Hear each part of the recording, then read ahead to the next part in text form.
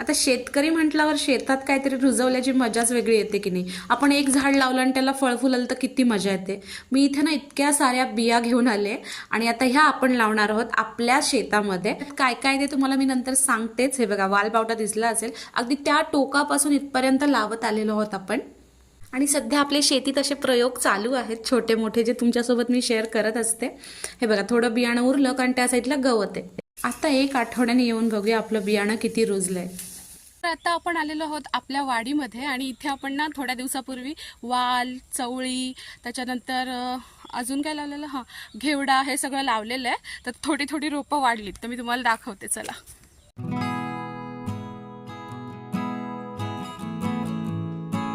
आपण लावलेल्या बिया बऱ्यापैकी रुजल्यात आणि इथे बघा आपले वाल वगैरे उगवलेत आणि चवळी जी होती ती खेकड्यांनी खाल्ली. ही फिलिंग ना खूप मस्त आहे. आपण लावलेलं बी उगवणार, मग त्याला भाजी